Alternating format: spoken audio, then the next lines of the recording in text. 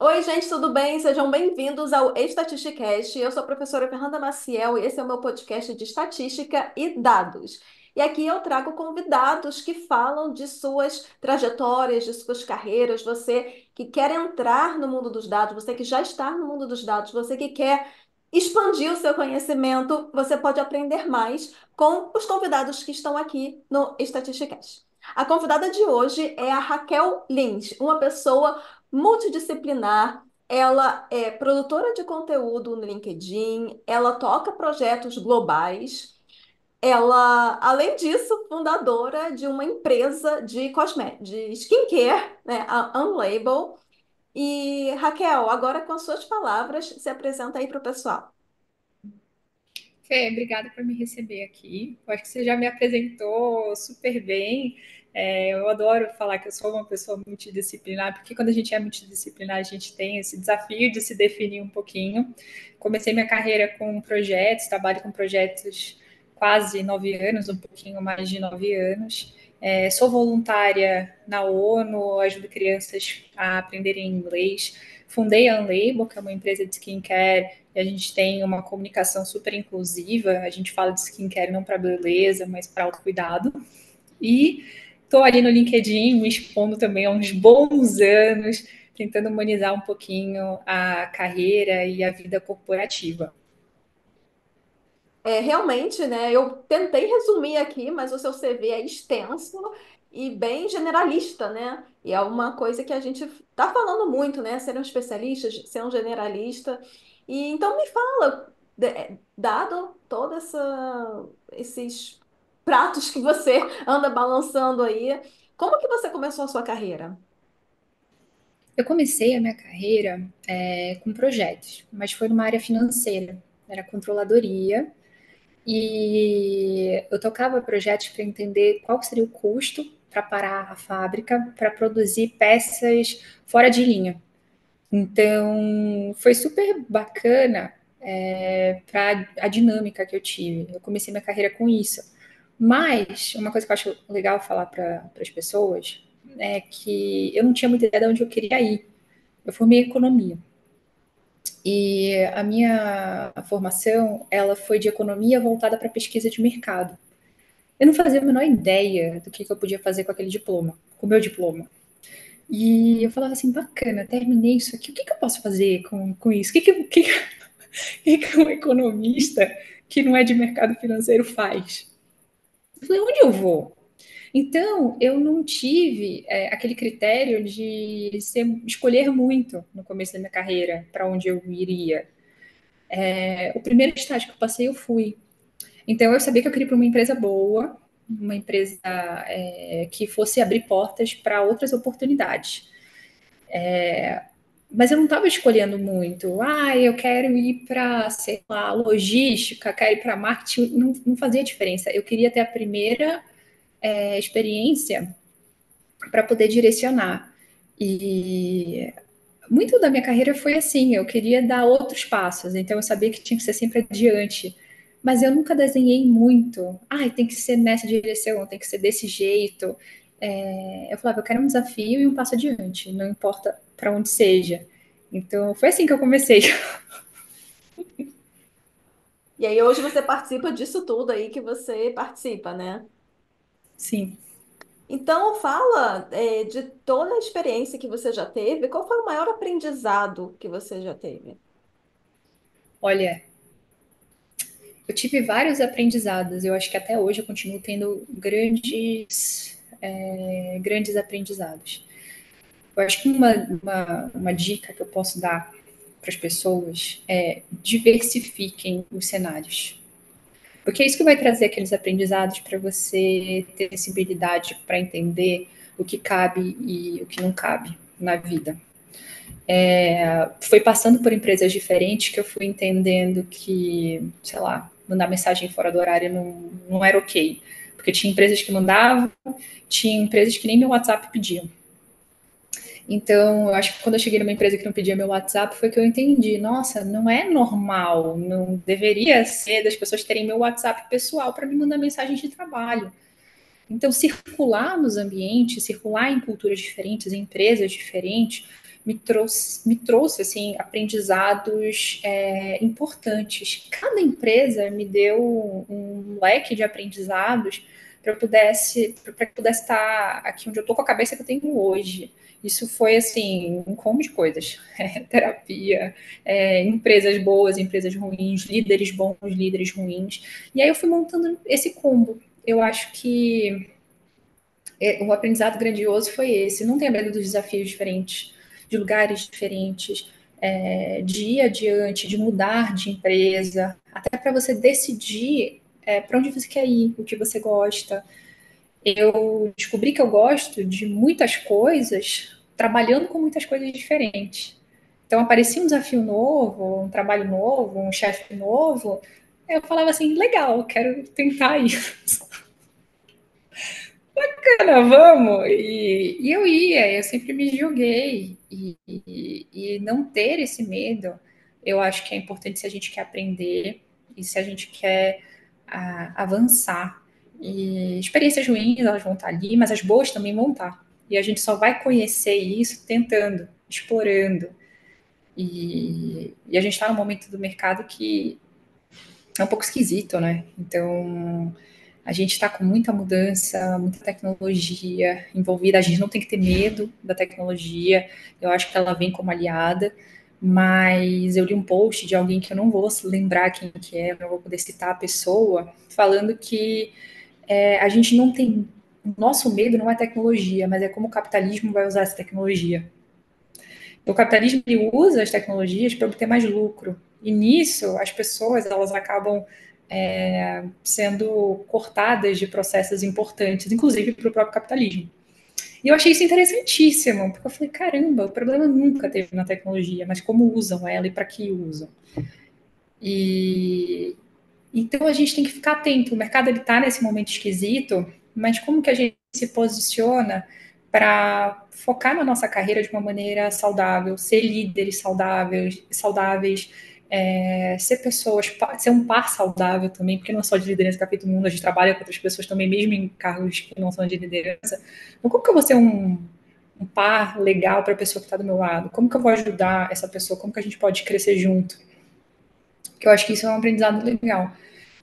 Vai avançando e levando pessoas juntos, dando uma palavra de auxílio. Oh, você está precisando de alguma coisa, você não vai brilhar menos por conta disso, sabe? Vai fazer alguma coisa legal. Pô, fulano, você podia fazer comigo também, vamos fazer junto. Seja a pessoa que quer trabalhar junto com outras pessoas, quer crescer junto com outras pessoas, que eu acho que essa união, no momento de mercado que a gente está hoje, ela é importante. Esse acolhimento ele é muito importante. Eu acho que o aprendizado não tenha medo de coisas novas e seja uma pessoa que trabalha junto. E não é da boca para fora, não. É aquela pessoa que chega no final do dia e fala: Cara, você teve um dia zoado, né? Toma um chocolate aqui.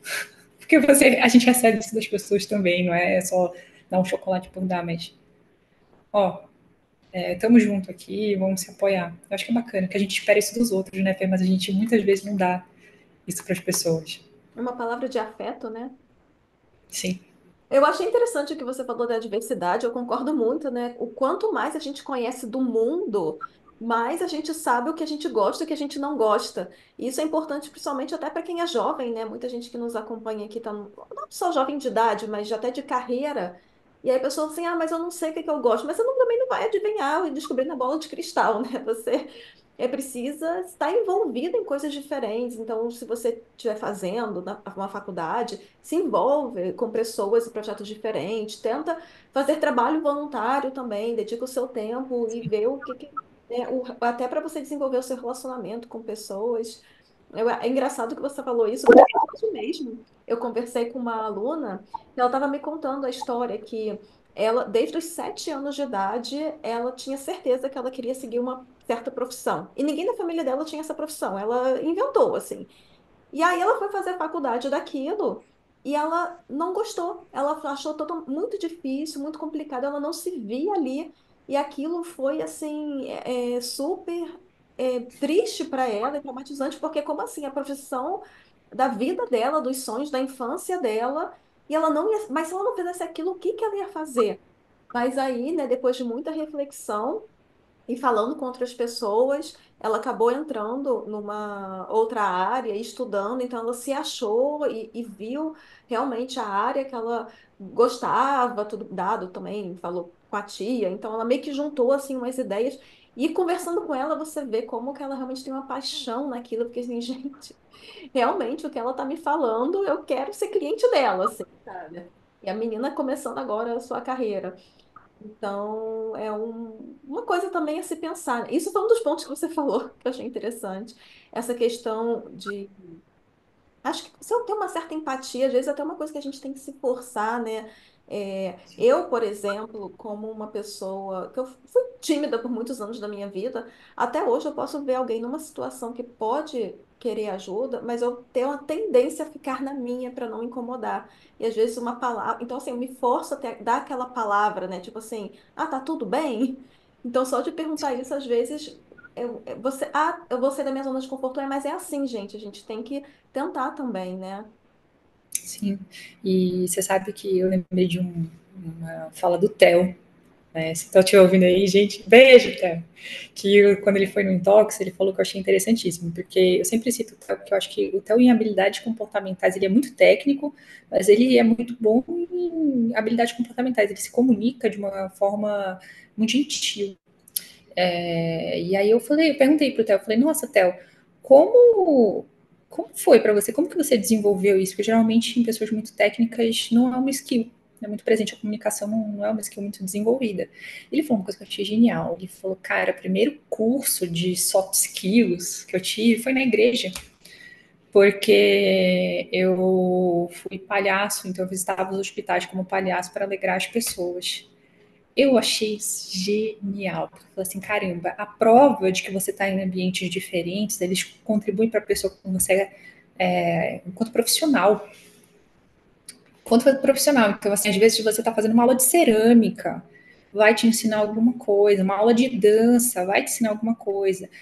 Qualquer atividade vai agregar o seu eu profissional, para o seu profissional.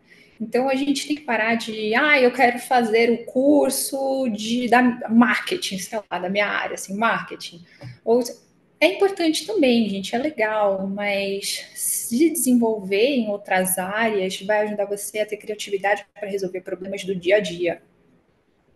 Outro dia desse, uma moça perguntou, falou, Raquel, eu quero fazer algum curso de projeto. Qual deles que eu faço? Eu falei, olha, eu começaria convidando pessoas que trabalham com projetos para tomar um café. E aí, por que eu faria dessa maneira? Porque, na verdade, o conselho que eu dei para ela foi o que eu fiz. Eu trabalhava numa empresa e tinha várias pessoas sêniores de projetos na época, e eles eram muito legais. Então eu chamei todo mundo num café. Eu falei assim: me conta sobre o seu trabalho, o que você está fazendo aí, como que você faz o que você faz. E para minha surpresa e maravilha, cada um fazia de um jeito. Cada um estudava de um jeito, cada um se aperfeiçoava de um jeito. Não tinha um framework. Teve um deles que falou: olha, eu gosto muito desse blog, me atualizo aqui. Teve outro que falou, nossa, eu faço dessa maneira. E cada um deles fazia de um jeito e nenhum deles estava errado. Todos traziam resultado e todos faziam seu trabalho muito bem. Então, isso mostra que você pode trabalhar de uma maneira que você se sinta confortável, você pode trazer resultado, e você não precisa ficar muito preocupado em seguir um modelo que funciona para outra pessoa. Você pode criar seu modelo, sua forma de trabalhar. Ela tem que funcionar, entendeu? Mas é muito sobre isso. Eu sinto que todo mundo quer um modelo. Fala assim, não, mas o que eu tenho que seguir para dar certo? Receita do bolo. Se todo mundo, gente, se tivesse, tava todo mundo bem sucedido. Não tem, não tem. Eu sinto falar isso para vocês, porque no freestyle, no dia a dia, você vai se deparar com coisas que a receita, cara, você vai ter que colocar uma canela ali no meio que não vai na receita, até o bolo vai solar. E aí, como é que você vai? Você tem que saber adaptar a receita para receber uma passa, canela, entendeu? Um sal. Tem cada coisa que vai vir ali, você vai ter que adaptar. Você fala assim, minha Nossa Senhora. E aí que entra a criatividade, você saber adequar as coisas, você saber se adaptar, porque é muito saber se adaptar e se desprender. É você saber que você não controla nada, que a qualquer momento pode vir uma coisa muito diferente daquilo que você está acostumado, e a beleza da coisa toda é que você vai ter que desenrolar, você vai ter que aprender, às vezes você vai ter que estudar para aquilo. Então eu falo assim, poxa, vai lidando com os desafios conforme eles vêm. Até pegando um gancho, eu vi os livros que você indicou de estatística, né? Aí eu comecei a ler um deles. Peguei ali a sample tal, aquele do, acho que é como mentir com estatística, eu sou péssima para nome de livro, é esse, né? Li a sample em português e li em inglês. Inclusive, quem tiver inglês, gente, por favor, leia em inglês, porque, cara, em português está lamentável. A tradução está muito ruim. Eu achei muito diferente a tradução. Acho que o livro tá diferente. Eu achei quase outro livro, assim, em português. É Eu acho bom que ele saber. cortou. Eu não achei a tradução tá boa, tá? Dica aí, galera. Eu voltei a estudar estatística, porque eu nunca fui uma pessoa brilhante, mas eu tô voltando a estudar porque eu acho que a gente está num momento em que a gente está tendo discussões muito importantes sobre números para trazer resultado. E a gente está começando nas empresas um movimento que eu não sinto que tinha tanto no passado, aplicar exatas. É como se você tivesse a exata de uma forma humanizada. As pessoas elas não estão mais olhando o número por si só, elas estão olhando a história do número. E saber contar essa história com números é uma skill que está bombando. Então, por isso, eu voltar a estudar estatística é super importante. Esse movimento que a gente está vendo, no geral, sabe? Como que você vai poder explicar algumas coisas se você não sabe? Você não sabe calcular aquilo. Você não sabe como aquele número surge. A gente está precisando ir além para contar as histórias. E aí eu acho que estatística, inclusive, é um conhecimento importante. Eu estou me reciclando, eu estou voltando a estudar. Peguei o planner da Laura Damasceno, eu falei, lá, vou comprar teu planner para poder estudar também. Então, eu estou numa rotina de estou lendo uns livros, estou voltando a me reciclar alguns conhecimentos, estou olhando vídeos no YouTube, para poder ter mais propriedade para ter determinadas conversas. E eu acho que é importante a gente estar sempre olhando algumas coisas para estudar. Para mim, está sendo estatística, eu tô voltando. Eu amei essa sua escolha, né? Mas é aquilo, né? As pessoas falam sobre isso em relação aos cientistas de dados. A pessoa que trabalha com dados fala assim: olha, você nunca para de estudar, porque vem uma técnica nova, ou uma forma nova, né? Ah, agora tem o storytelling, agora tem isso. Mas assim, eu acho que é qualquer profissão, sabe? Tipo, você trabalha não sei, com direito e a lei não vai mudar. Mas também não sei como é que funciona, acho que eu não foi um bom exemplo. Mas assim, aprende coisas novas, sabe? Às vezes, nem que seja como você fala, a gente falou, né, em relação a ter empatia e falar melhor com as pessoas, né, comunicação, você vai lidar melhor com o seu cliente, né? Então eu sou dessas que, né, também estou sempre estudando, estou sempre lendo para a gente se desenvolver, né? Eu acho que isso cola com um pouco que a gente estava falando antes. E até usar a tecnologia para isso. Eu te dou um exemplo de uma coisa que eu começo a fazer. Às vezes a gente vai escrever um e-mail e na pressa a gente escreve um e-mail meio, sei lá, às vezes a gente não percebe que a gente está sendo direto demais no e-mail. E até para treinar a forma como eu escrevo no e-mail, às vezes eu coloco na inteligência artificial e eu falo assim, revisa esse e-mail aplicando técnicas de comunicação não violenta. Eu estou fazendo isso. E aí eu vejo se ele me faz alguma sugestão diferente para o e-mail que eu vou enviar. Então, a gente pode usar a tecnologia como aliado também nessa caminhada para a gente desenvolver habilidades comportamentais, que não é só fala, um e-mail, a forma como a gente responde o chat, e praticar algumas coisas assim para estudo. Eu acho que a gente tem que olhar a tecnologia como aliada e entender também que o mercado ele vai mudar com a questão da tecnologia. E tem coisas que a gente vai conseguir administrar como pessoas, e tem coisas que uma instituição maior vai ter que vir. Então, assim, instituições maiores, Estado e as empresas, eu acho que tem um momento que essas instituições vão ter que dialogar para entender como que vai regular, como que isso vai afetar o mercado de trabalho. Tem coisas que, assim, não é só escrever bem prompt, né, no futuro. Infelizmente, não vai ser só isso, então...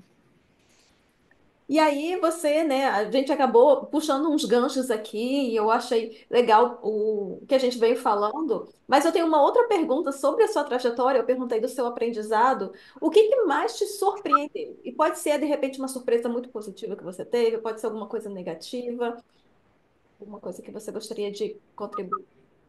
O que me surpreendeu na minha trajetória, eu acho que vencer medos me trouxe uma surpresa positiva. Exemplo, LinkedIn. Eu comecei a escrever no LinkedIn, eu era muito júnior. Eu já escrevo no LinkedIn acho que fazer mais de 5 anos. E eu conto essa história porque eu acho que é super importante as pessoas verem isso. Eu tinha muito medo de me expor, porque eu nunca achei que eu escrevia bem. E às vezes eu engulo uma palavrinha, às vezes tem um errinho de concordância ali. Isso me incomodava muito, porque eu sempre fui uma pessoa perfeccionista. E aí, eu entrei numa comunidade de criadores de conteúdo na época de Instagram, não era de LinkedIn. E eu vi aquele pessoal colocando a cara a tapa, e o erro para eles simplesmente não era importante. Era criar. Era criar, era um pessoal meio boêmio, assim. Eu queria criar o slow content. Eu falei, gente, o que esse pessoal usa? Mas achei genial. E aí eu falei, eu acho que eu vou comer. Me encorajou. Aquilo me encorajou muitíssimo. E era um grupo de apoio também, era muito legal. E aí eu falei assim, bem, Instagram não é para mim porque eu não sou designer, eu não vou conseguir produzir imagens, não vai rolar. Mas o LinkedIn e eu naquela época eu já estava vendo um pessoal que trazia escritas para o LinkedIn que não era tão de trabalho, tipo o Matheus de Souza, que foi até indicado pelo Prêmio Jabuti, uma turminha ali que já estava fazendo umas coisas diferentes. Eu falei, vou começar aqui. E aí eu comecei e tal, e aí eu lembro que eu fiz uma vez um post, na época eu fazia muito carrossel. Então eu tinha um template no Canvas que eu escrevia as coisinhas ali. E aí um dos primeiros posts meus que viralizou, o carrossel tava com um erro de digitação. E aí eu fiquei arrasada com aquilo. E aí eu falei no grupo, ai, estou arrasada, meu carrossel tá com erro de digitação, viralizou e eu não posso corrigir. Aí um amigo meu do grupo, ele falou assim, Raquel, teu perfeccionismo tá tóxico. Aí eu olhei aquilo e me bateu muito bem, porque eu sou um perfil de pessoa que, se eu vejo que a pessoa falou um negócio para mim, para eu ir para frente, eu recebo muito bem. Eu recebo muito bem. Aí eu olhei pra cara dele e falei, cara, tá mesmo. E aí, o que eu faço? Eu sou uma pessoa muito acionável, porque eu já saio com um checklist de como que eu vou resolver aquilo. Eu falei, eu preciso resolver esse perfeccionismo tóxico. Deixa eu fazer um checklist aqui. Eu faço um checklist mesmo, eu pego meu bloco de notas e eu falo assim, como que eu continuo isso daqui para eu não parar? Então, assim, postar no LinkedIn. Eu preciso simplificar. Então, beleza. Fazer imagem está me dando muito trabalho e eu não consigo editar. Como que eu resolvo isso? Texto corrido. Vou escrever texto corrido, porque aí eu consigo editar. E aí eu não vou ter mais desculpa. Esse desconforto de errar, ele deixa de ser um problema, porque se eu não me sentir desconfortável com alguma coisa, eu consigo corrigir. Beleza, um problema resolvido. Ponto 2, a insegurança, tem que lidar com ela. Então, se eu fizer um post, por mais que eu não goste, eu vou manter, não proibido apagar post. Segundo ponto, como que eu me destaco? Eu quero fazer alguma coisa diferente, que tenha a minha cara, que seja colorido. Já falamos 500 vezes aqui que Canvas me ia rolar porque eu não sou designer. Nessa época, Fê, já era um pouquinho depois, na verdade, uns anos depois, eu comecei a usar os Simpsons. Então, eu fazia um texto e aí eu pegava uma imagem de um episódio dos Simpsons que tinha a ver e eu usava essa imagem. E isso bombou, porque as pessoas começaram a me conhecer no LinkedIn como a menina dos Simpsons, porque só eu estava postando desenho naquela época. E aí era muito colorido, tanto que as cores do Intox, elas são dos Simpsons, por causa dessa... Você vê que são cores muito fortes, a gente tirou a inspiração dos Simpsons. E aí eu comecei a fazer um negócio diferente, que era a minha cara, que era divertido, que era um pouquinho ácido, os emojis. Eu falei, cada emoji meu daquele é minhas reações enquanto eu escrevo. São as minhas reações enquanto eu escrevo. Então, os meus posts, as pessoas elas conseguem imaginar como eu estou reagindo enquanto eu estou escrevendo. Tipo, aquelas carinhas, a mãozinha com esmalte, a lua, o palhacinho, são as minhas reações na íntegra enquanto eu estou escrevendo. E as pessoas falam assim, nossa, eu consigo te ver enquanto você posta. E aí, por que isso foi um aprendizado? Até o ponto de eu se me sentir confortável fazendo, teve uma jornada. E, gente, não dá para a gente excluir o processo. Não tem como a gente chegar num lugar sem passar o processo. A gente tem que respeitar o processo de, sabe, o tempo das coisas.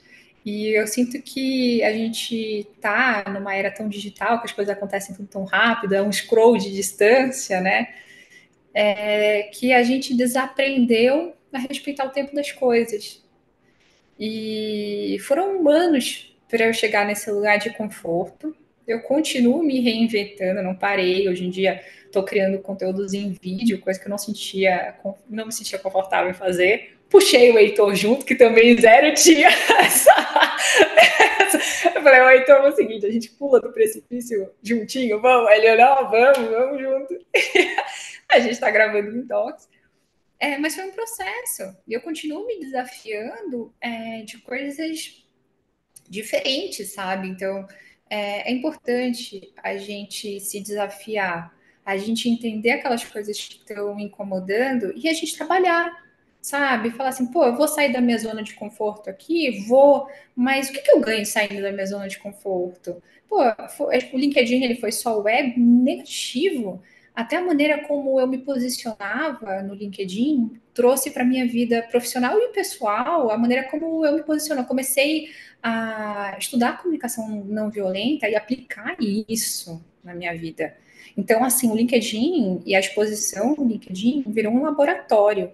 E esse processo todo, ele foi tentar sendo ainda um aprendizado, e essas coisas levam tempo. Então, assim, aprendizado, surpresa, respeitar o processo e o tempo das coisas, sabe? É muito importante para quem quer não só se dar bem na carreira, mas na vida. A gente tem que saber que a gente não controla tanto do mundo, mas que a gente tem um papel ativo em decidir coisas para a nossa vida. Então a gente tem que saber até que momento a gente é ativo e até que momento a gente é passivo nessa vida que a gente vive em sociedade, nesse mundo gigantesco. Tem coisa que a gente não vai poder resolver, a gente vai poder influenciar, mas tem coisas que a gente pode resolver, a gente pode mudar. E como que a gente faz isso? É esse como que eu acho que é super importante. Ah, eu também. E você é uma pessoa que é uma resolvedora de problemas, né? Até mesmo uma crítica que você recebeu, você tentou, abriu lá o seu bloco de notas e já na hora trabalhou ali no processo que você vai seguir. Agora você tem que me ensinar como é que você faz isso. Porque eu acredito que as pessoas tendem a ser o contrário, né? A gente fica muito na teoria e não dá a cara a tapa, né? A gente não, sei lá, estuda, mas não vai lá para o ataque. Você parece uma pessoa, não. Aconteceu um negócio, você já resolve. Aconteceu um negócio, já resolve. Ensina aí como é que você faz isso, que eu quero saber também. Nossa, eu acredito muito que a gente está nessa vida para fazer coisas boas, de verdade. Eu sou uma pessoa deísta.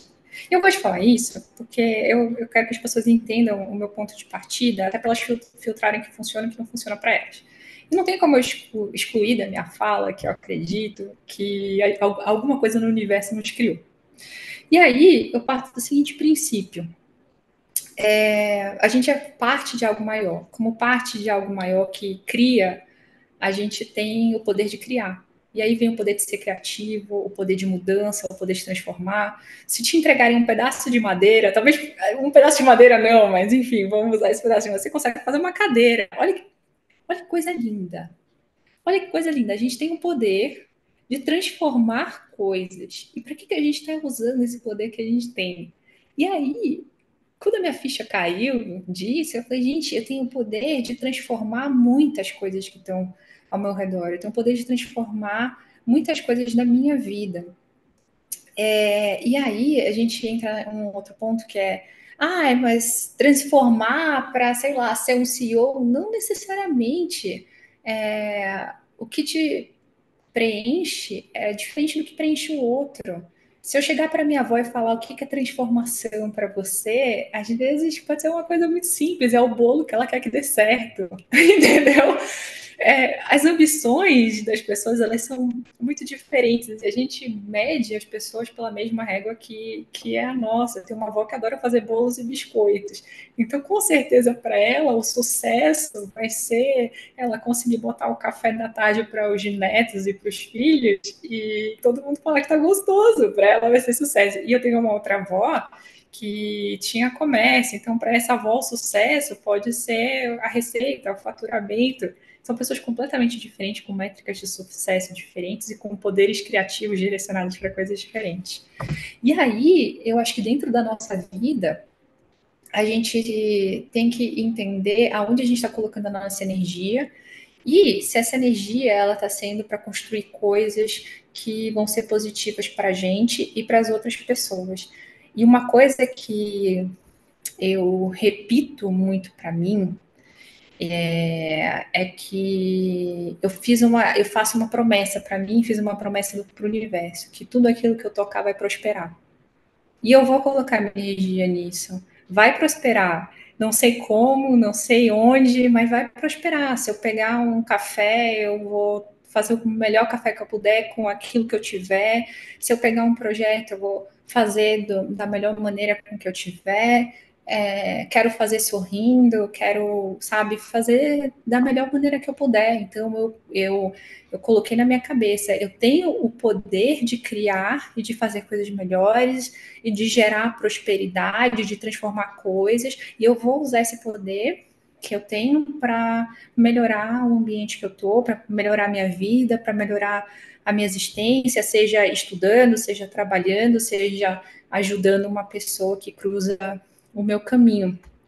Então, eu acho que é muito isso, sabe? Foi esse otimismo de acreditar que as coisas podem ser melhores. Não necessariamente elas vão ser do jeito que a gente quer. E aí eu falo isso porque eu sei que muitas pessoas, em muitos momentos, estão passando dores.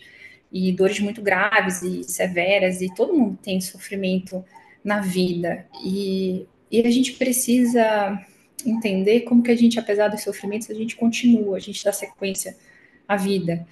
Porque a vida não vai parar porque a gente está sofrendo, ou porque a gente está tendo momentos bons. Pelo contrário, os momentos bons são passageiros, assim como os sofrimentos também são. E a gente tem que encontrar combustível em alguma coisa para seguir. E, e esse combustível só tem como vir da gente. Só tem como vir da gente. Então, a gente tem que pegar e puxar as coisas para resolver mesmo, porque a vida continua. E se a gente não puxar para resolver, a gente vai ficar ali. E as coisas vão continuar do mesmo jeito, e a gente vai continuar lamentando aquelas coisas, continuar com as mesmas frustrações, e não é para ser assim. A gente tem que querer sair do buraco, porque senão a gente afunda mais nele. E sei lá, eu só aprendi isso. Eu senti muitas dores para poder chegar no ponto de eu falar assim: eu não quero mais essa porcaria, não. Eu vou acordar amanhã e eu vou fazer um negocinho diferente porque não tá dando mais. E aí, e foi assim: foi de não querer ter uma vida medíocre, porque quando eu chegar no final da vida, eu não quero chegar por ser que criou a gente, ele falar: e aí, o que, que você fez com a vida que eu te dei, o poder criativo que eu entreguei na tua mão? E eu olhar para a cara dele e falar: vivi uma vida medíocre. Eu tenho horror, eu não quero, eu não quero, juro, eu não quero chegar no momento de ter esse diálogo. E ele falou: e aí, o que, que você fez? E eu falar: não fiz nada, eu reclamei, eu sofri só, eu não apreciei um pôr do sol. Eu não quero chegar para ele e falar isso, não vi beleza em nada. Coisa muito triste isso, né? E não é nem sobre religião, eu acho que isso fala muito sobre esse otimismo que a gente carrega e como que a gente coloca isso para o mundo, sabe? E eu acredito muito nisso. Eu acho que a minha vontade vem disso, vem de tipo assim, eu quero ver uma vida melhor, sabe? Não importa como seja, como vai ser, eu quero que seja melhor. É muito linda essa sua fala. E mais ela traz, né, como você falou, pode ser vista como uma fala meio religiosa, mas eu acho que te coloca como responsável, né, e o personagem principal ali da sua vida, né? E pode ser uma coisa meio banal para algumas pessoas, mas quantos quanta gente que não vive dependendo de outra pessoa, né? Ah, eu tô esperando ela fazer isso para eu fazer isso, ou quando, né? Ou aquela pessoa do quando, né? Quando eu entrar na faculdade vai ser diferente, quando eu emagrecer vai ser isso, quando. E aí você meio que cria uma expectativa irrealista de um futuro que você pode até se auto-sabotar para não entrar. E pode ser, e tem uma grande chance de ao você entrar, né, seja entrar num concurso, passar num concurso, emagrecer, etc., nada vai mudar, porque você já não está satisfeito consigo mesmo, não é? É mais ou menos isso, a ideia? Não, é super isso, e ainda tem mais. Às vezes a gente atinge aquilo que a gente queria tanto e a gente descobre que não era aquilo, não era daquele jeito. E é por isso que eu não controlo a minha carreira, sabe? Porque a vida me mostrou que as coisas que eu te conheço podem ser muito melhores do que o futuro que eu imaginei. Por isso que eu parei de planejar. Eu planejo para frente. Eu não planejo como vai ser mais, o que vai ser. Eu sei os caminhos que eu quero ir. Aí as coisas vão aparecendo, eu vou me adaptando, eu vou me organizando, eu vou montando estratégias dar o próximo passo. Quando eu der o próximo passo, eu vou montando novas estratégias para dar o outro próximo passo. Mas eu só vou conseguir imaginar o próximo passo quando eu estiver no lugar que eu olho para ele, sabe? É, esse negócio de falar assim, é porque eu quero chegar no, sei lá, minha carreira, quando eu trabalhei com marketing, então eu falo assim, nossa, mas eu quero ter uma carreira dentro de marketing. Não, eu queria dar um passo adiante. Marketing, vai ser no, sei lá, desenvolvendo software, vai ser, cara, não importa, eu quero ir para frente. E aí, esse conhecimento que eu tive, eu não vou desprezar. Porque em algum momento vai ter alguma coisa, sei lá, um projeto, uma reunião, alguém que eu vou ter que conversar sobre isso aqui, e eu vou falar, não, mas a experiência que eu tive ali no passado me mostra que isso é diferente. Olha lá o Theo com o exemplo do palhaço. Ele trouxe essa vivência que ele teve na igreja para o profissional. E isso não foi desprezado. Então eu olho muito isso, sabe? De não planejar. Eu parei com esse negócio de milimetricamente planejar. Eu vou vendo o negócio e falo, beleza, eu vou ter que lidar com isso aqui agora. É Como o que eu seu vou lidar com isso aqui? perfeccionismo tóxico aí, hein, Raquel? Perfeccionismo tóxico, cara. Deixa eu lidar, como é que eu vou lidar com isso aqui? E aí eu falo assim, poxa, isso tá me travando, eu tô deixando de conhecer gente legal, eu estou deixando de lidar com uma série de coisas, até com a minha própria criatividade. Eu falei, poxa, eu estou deixando de ser uma pessoa criativa. Isso me sufocava muito, me fazia mal. Eu falava assim, poxa, eu quero falar com as pessoas, eu tenho muito para falar, eu sinto que, sabe, se eu colocar essas coisas para fora, vai ser positivo. Eu vou aprender também, porque no momento que a gente fala, as pessoas vêm e agregam também, né? Rede social é muito isso. Você coloca uma ideia ali, aí vem outra pessoa que complementa a sua ideia, fala, nossa, mas aconteceu comigo tal coisa.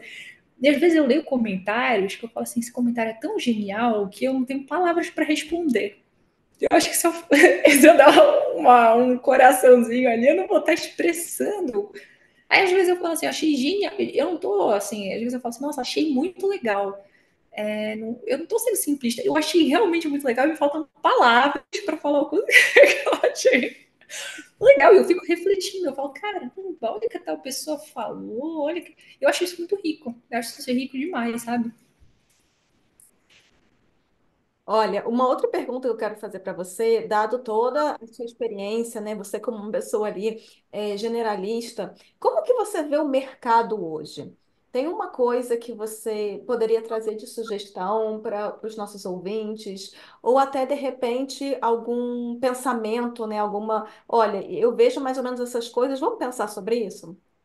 Vamos, Fê, eu tô aqui pensando porque eu ando um pouco desapontada no sentido de que eu sinto que o mercado ele está deixando de acolher pessoas. A gente está num momento de inserção tecnológica numa escala muito grande e num avanço muito grande. E isso é problemático porque as tecnologias atualmente elas estão pensando como humanos, tá? Pode não ser com a sensibilidade de humanos, mas elas estão entregando um trabalho que antigamente era, sei lá, de um cargo de entrada. Então, isso para mim me preocupa, porque a gente começa a ter cargos, por exemplo, um analista mais júnior ou um estagiário, muitas vezes eles começavam a carreira fazendo trabalhos mais manuais, ou trabalhos que eram um pouco mais, que demandavam trabalhos mais manuais. E vinha um sênior, orientava, e essa pessoa mais sênior depois refinava esse trabalho, ia fazer uma apresentação, passava para frente e tudo mais. E a gente está num momento que, por exemplo, a parte mais standard, assim, a primeira parte de um código, por exemplo, a inteligência artificial consegue ajustar, você já está ali com ferramentas, você vai escrevendo o código, a inteligência artificial ela vai te mostrando aonde o código tá errado. Então, isso agiliza muito o trabalho. Eu sinto, e eu estava conversando isso com o Heitor discorda de mim, a gente discorda nesse ponto, que o mercado ele está criando barreiras grandes de entrada.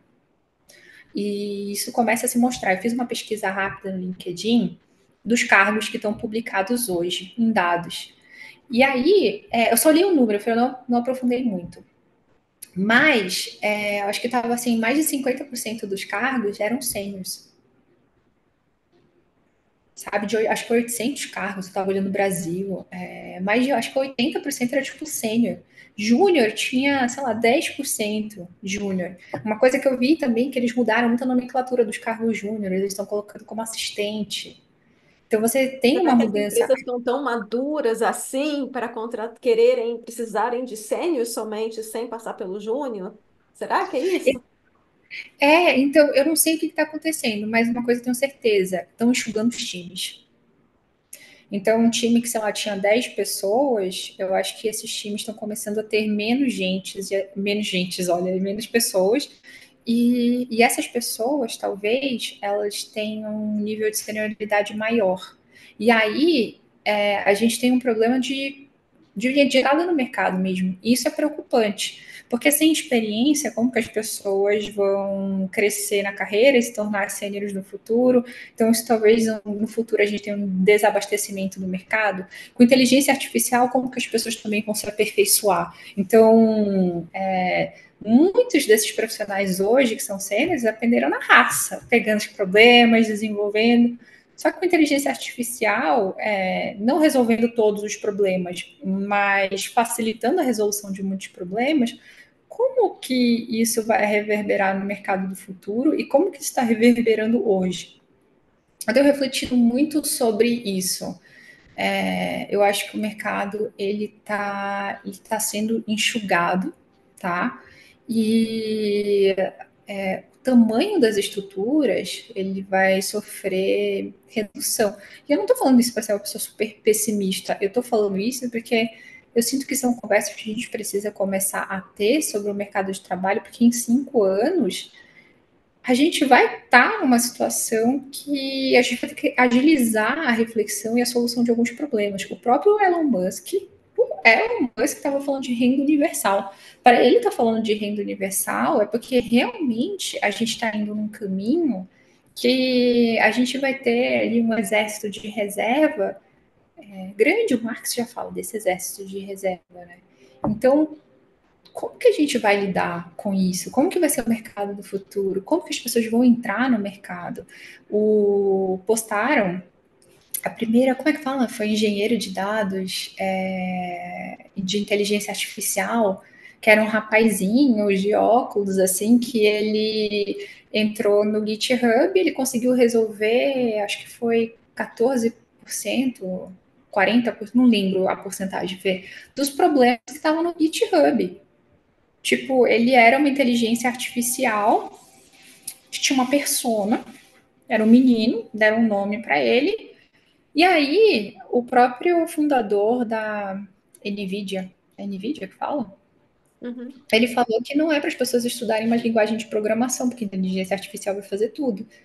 E aí me apareceu esse menino daí, que eu não lembro de qual empresa era, que na verdade não é um menino, é uma inteligência artificial, que entrou no GitHub e resolveu X% dos problemas que estavam lá. Aí você fala assim, mas sei lá, 14% é pouco. É mais do que a porcentagem do que os humanos fariam. Então isso já é um alerta, porque ele não resolve tão bem quanto humanos. Espera aí, a taxa de resolução dele já está maior do que os humanos. Ele tem uma taxa de erro, ok, mas humanos também têm. Nossa taxa de erro, em muitos momentos, é maior. A gente pode ter uma sensibilidade para resolver determinados problemas, mas a gente também leva mais tempo. As corporações, elas querem reduzir o tempo de trabalho, porque elas querem escalar, elas querem produzir mais. Então, quanto mais você reduzir as imperfeições do processo, mais lucro, em teoria. Só que a gente também para pensar que esse lucro ele não se converte na ponta se ele não tiver demanda. Então, o que a gente está fazendo com a demanda ali na ponta? Porque a gente está criando uma era de superprodução que em algum momento não vai encontrar demanda. Então, a gente está superproduzindo para quem? Como que esse lucro se concretiza? É extremamente contraditório, porque essas coisas elas não estão casando. Só que as pessoas estão tão focadas no momentâneo, no superproduzir, que elas não estão pensando, a gente está superproduzindo numa escala que a gente não vai ter como absorver, o mercado não vai ter como absorver. E aí, eu não tenho resposta para a tua pergunta, mas eu tenho refletido muito sobre isso e eu tenho falado, galera, tá todo mundo vendo aqui? Porque tá rolando muito paralelo com a Revolução Industrial. Eu, inclusive, tenho feito muitos esses paralelos. Só que na Revolução Industrial, totalmente diferente, porque as pessoas elas estavam numa organização feudal. No feudo você não tinha salário, você produzia, e aí essa produção ia para o senhor sabe, do feudo, né? E uma parte dessa produção era para a subsistência das famílias. Essas famílias migraram para as cidades para poder trabalhar nas fábricas e passaram a receber salário. Então você tem ali o surgimento de famílias com poder de compra. Criou-se um poder de compra para absorver a superprodução. Isso não está acontecendo hoje, porque a gente está reduzindo os empregos. Então a gente está indo num caminho totalmente contrário. A gente está criando uma superprodução sem criar emprego. Então a gente está tirando o poder de compra das famílias e superproduzindo para quem? Para o quê? Isso é extremamente preocupante, porque historicamente a gente está indo num caminho diferente do que a gente foi na Revolução Industrial. E isso não está tendo o estalo, sabe? As pessoas não estão tendo uma lista, todo mundo fala, inteligência artificial, prompt. Amados, não, não. Você escrever prompt, daqui a pouco nem de você para escrever um prompt precisa. Tem uns que já são autotreináveis. Tem lá, daqui a pouco você vai ter inteligência artificial para escrever um prompt. Você vai ser totalmente, sabe, desnecessário. Vai fazer a tua aula de cerâmica, porque daqui a pouco é isso daí que você vai ter que fazer. Não vai precisar mais de humano. E eu não acho que vai demorar, Fê. Eu acho que a inteligência artificial de um ano para cá, quando a gente teve o lançamento do GPT, olha a quantidade de coisa que surgiu. Tá assustadora. A gente já está tendo inteligência artificial regulando produção nas fábricas e tendo números assustadoramente positivos de incremento ali. A gente acha mesmo que a gente vai ser necessário? Eu não sei nem em que escala a gente vai ser excluído, mas eu acho que vai ser grande e vai ser rápido. Então, eu penso que a gente tem que começar a talvez cobrar as instituições para que elas se posicionem e falem, legal, qual que é o plano que vocês têm? Porque regular é o de menos, governança na altura do campeonato é o de menos. É tipo assim, como que a gente vai regular, sei lá, as empresas vão ter que ter cotas de contratação? Eu acho que deveria ter, sabe? Cota de contratação, cota de serviço. Ah, porque é o lucro. Não, mas espera aí. E aí entra muito o governo. Como o governo vai arquitetar isso? Vai ter subsídio? Vai ter. O que, que vai ter? Porque vai precisar para manter o sistema que a gente vê operando hoje, vai ter que ter mudança. Quais mudanças eu não sei. Não estou ganhando para isso. Se eu tivesse lá no Senado, Fê, eu estava pensando nessas coisas, mas não estou. Mas eu me preocupo porque meu lugar no mundo como profissional também está em jogo, sabe? Será que eu vou ser necessária no futuro? Não sei. O que, que a gente vai fazer, sabe? E aí eu queria a tua opinião também, viu? Foi porque eu falei aqui horrores e eu quero a tua opinião também. Eu acho que fica a reflexão aí, né? Eu não tenho opinião em relação a isso. Estou aqui para trazer a problematização para o ouvinte. Agora, o ouvinte, você pense aí o que que você acha que vai ser, quais são as profissões que vão sobreviver, né? Porque realmente é difícil você visualizar o caminho, né, para onde nós estamos indo. Mas com certeza foi uma exponencial, né? O efeito da inteligência artificial nas nossas vidas. Tem gente que não usa muito, não vê muito, mas como você falou, tem empresas aí obtendo resultados de uma forma muito mais rápida do que obteria com pessoas fazendo análises, né? Então, por que não? Então, é bom sim a gente falar sobre isso, a gente pensar sobre isso. Fica aí, né? Como eu falei, a reflexão para o próximo capítulo pensar sobre isso. Raquel, a gente está se encaminhando para o final do episódio. Eu queria agora que você deixasse sugestões. Primeiro, fala um livro que você gosta muito, que você gostaria que o ouvinte também tivesse conhecimento, e uma pessoa ou um canal que te inspire. O livro, eu gosto muito, eu já indiquei esse livro em outro podcast, que é a biografia da Catarina Grande, que foi imperatriz da Rússia. E eu acho que é interessante a gente entender a trajetória de mulheres em posições de liderança. A Catarina, ela foi a imperatriz que unificou a Rússia. Então, isso mostra muito do poder de uma liderança feminina quando ela tem espaço. Acho que a Catarina é um livro incrível por causa disso. E, por outro lado, um olhar crítico que eu quero deixar aqui é que, mesmo ela sendo a imperatriz que unificou a Rússia, no livro, que foi inclusive escrito por um homem, em todo momento colocam ela como dependente de homens fortes. É como se ela fosse sempre uma mulher, numa posição vulnerável, acolhida por um salvador da pátria, e são vários homens no decorrer da trajetória dela que aparecem como salvadores da pátria.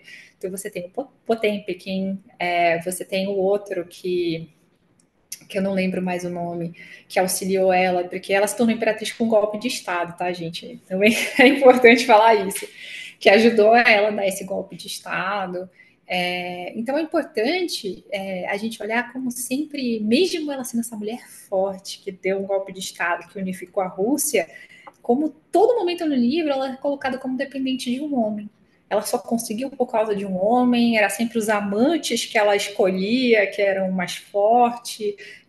Então, uma mulher que tinha vários amantes. E como dão uma ênfase para a vida amorosa dela, muito mais do que para os feitos que ela teve. Então, eu acho um livro fantástico, porque ele mostra um pouquinho desse retrato de como as mulheres vivem no mercado de trabalho, e não só lá em 1800 e bolinha, que era o momento que ela reinou e liderou a Rússia. Então, gente, assim, a configuração da Rússia hoje é graças a essa mulher. Então, é importante ler esse livro, é legal ler esse livro. Então, eu indico muito, eu acho que é uma história bacana. E olha só, mais assim, um detalhe da história: ela foi escolhida para casar com o filho da imperatriz na época porque ela era insossa o suficiente. Ela não era nem de uma família aristocrática muito alta, ela não era muito bonita, ela era normal. Ela era normal o suficiente para passar despercebida, para não brilhar muito. É uma história fantástica, então eu indico de verdade esse livro, eu gosto muito dele, me inspira, eu vou reler. E uma mulher que me inspira, na verdade, uma grande amiga minha, a Júlia Rony, que ela é uma das fundadoras de Mulheres em Dados. E por que a Juju me inspira tanto? A Ju, ela tem uma carreira como cientista de dados, mas a Ju, ela é uma pessoa que ela tem uma pegada de negócio muito forte. Ela tem uma sensibilidade para aplicar o técnico em situações de negócio, fisgar coisas de negócio incrível. Então, eu falo assim, caramba, às vezes eu tô conversando com as coisas com a Ju, eu falo assim, Ju, o que você acha disso aqui? Eu peço muita opinião dela, e ela é muito afiada, sempre dá opinião, e sempre muito certeira.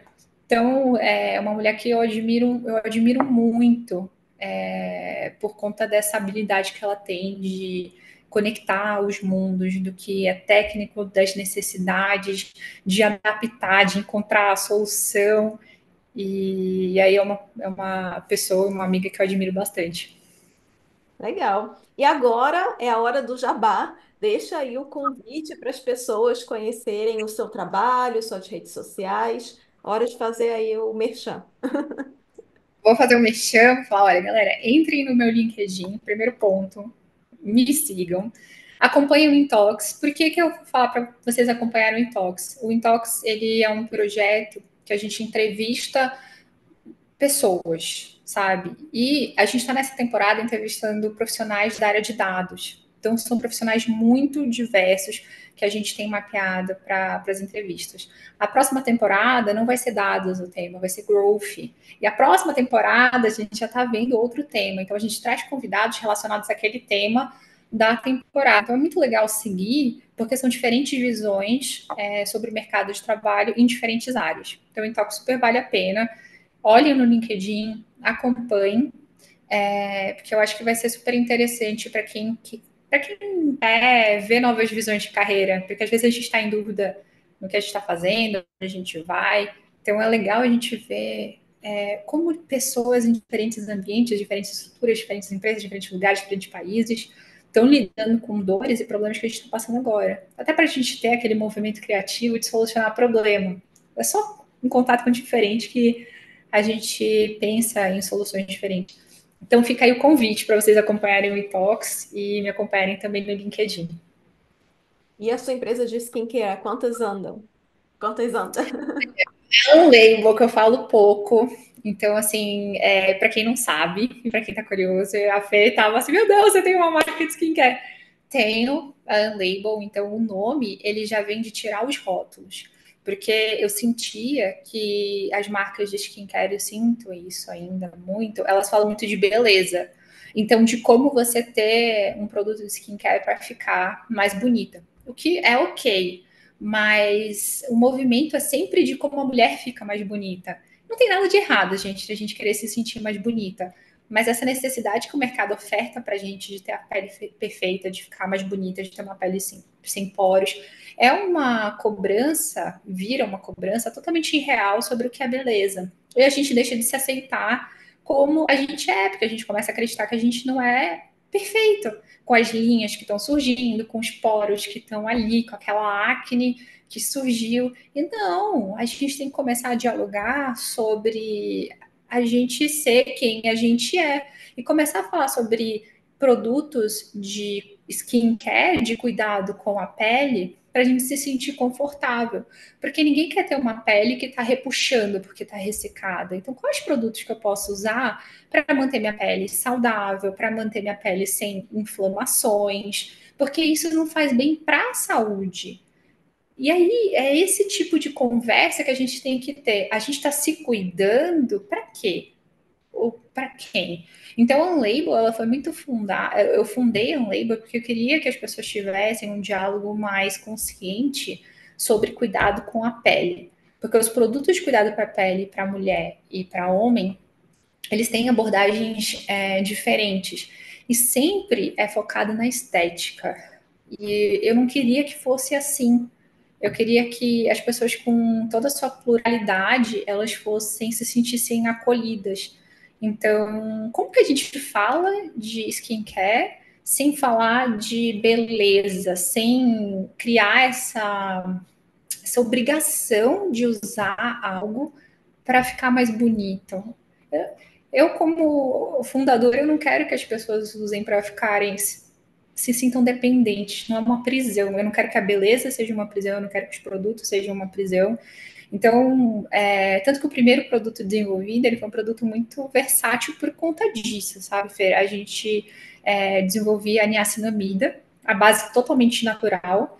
Então, é um produto que ele não dá irritação na pele, ele é um produto que hidrata, ele segura a parte da água na pele para a pele poder ficar mais hidratada. É um produto super versátil e é um produto que não tem contraindicação, que não afeta a saúde, porque a niacinamida é uma vitamina. Então, até no desenvolvimento do produto, esse pensamento ele se traduz.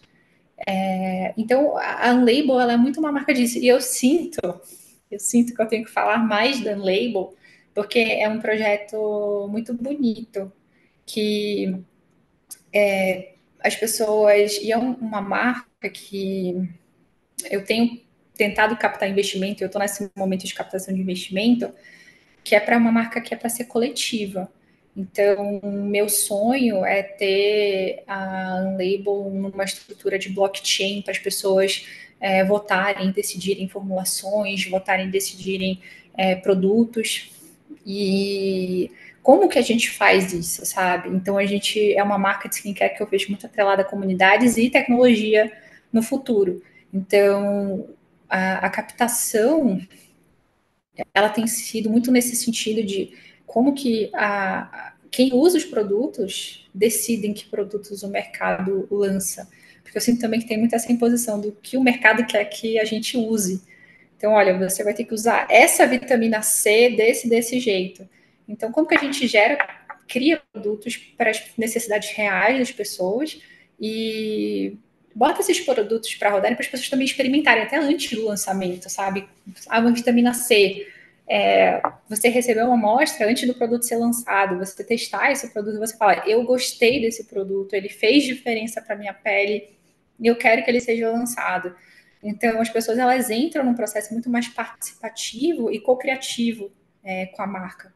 E por isso que a Unlabel ela tem esse nome sem rótulo, porque a gente tira o rótulo de tudo que é conhecido hoje e transforma em uma coisa completamente diferente, um processo que ele vem para trazer conversas importantes na sociedade e criar produtos que são relevantes para as pessoas. Então, eu tenho que falar mais da Label. Acho que esse é um ponto, eu tenho que falar bem mais da Label. Então, você, ouvinte, que é um investidor e se identificou com esse produto, que tem uma ideia bem legal, entra aí em contato com a Raquel, fala com ela para a gente colocar esse produto, essa marca aí no mercado. Raquel, eu queria agradecer a sua participação no Statisticast. Eu gostei muito do papo, né? Você trouxe. A gente não falou especificamente da área de dados, mas a gente falou sobre coisas muito importantes que a gente tem que ter para desenvolver como profissionais e até como pessoas mesmo, né? Então, muito obrigada pela sua participação aqui. Obrigada, Fê. Até a próxima, gente. Tchauzinho. Tchau.